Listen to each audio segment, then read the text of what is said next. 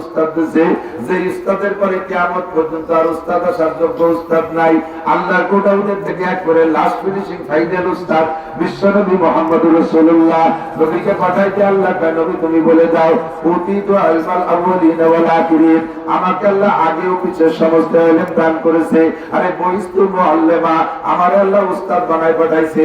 আমারে একটা অক্ষর পড়ানোর মতো মানুষ পৃথিবীতে জন্ম নেয় নাই, আর কিয়ামত পর্যন্ত জন্ম নেবে না।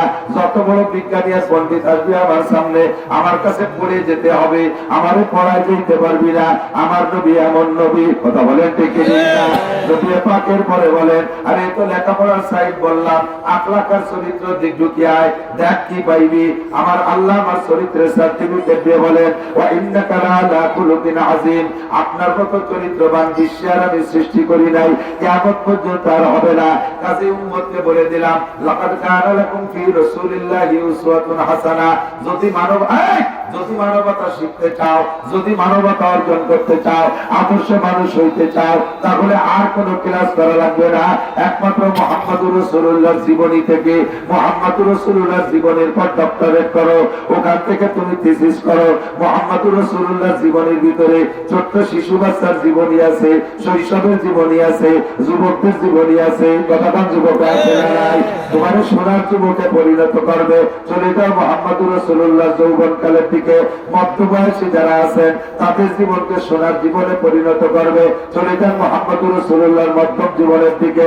বৃদ্ধ যারা আছেন, বুড়ো যারা আছেন, সোনার একটা বুড়ো হবেন, জান্নাতি সার্টিফিকেট নিয়ে জান্নাতের দিকে রওনা দেবেন দুনিয়ার থেকে।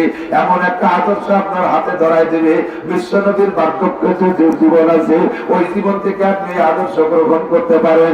একটু এদিক ওদিক যাওয়া লাগবে না। কথা বলি ঠিক না? লাকাদ কানা লাকুম ফি রাসূলিল্লাহি উসওয়াতুন হাসানা। এবার ওমর ইবনে খাত্তাব রাদিয়াল্লাহু তাআলা আনহু একদিন সিদ্দিকা আয়েশা রাদিয়াল্লাহু তাআলা আনহার কাছে জিজ্ঞেস করেছেন, ইয়া উম্মুল মুমিনিন, ওগো মুমিনদের মা। নবীর স্ত্রীদেরকে বলা হয় উম্মাহাতুল মুমিনিন, আর একজন কয় উম্মুল মুমিনিন।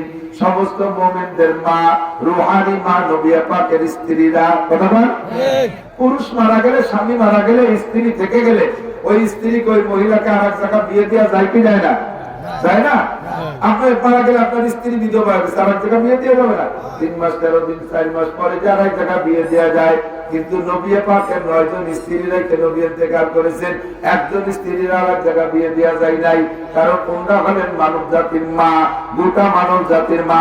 নিজের আপন মারে যেমন বিয়ে করা হারাম, নবীর স্ত্রীদেরকে বিয়ে করা হারাম ছিল। যার কারণে মাত্র 18 বছরের যুবতী আয়েশা এত অল্প বয়সে বিধবা হয়ে গেলেন।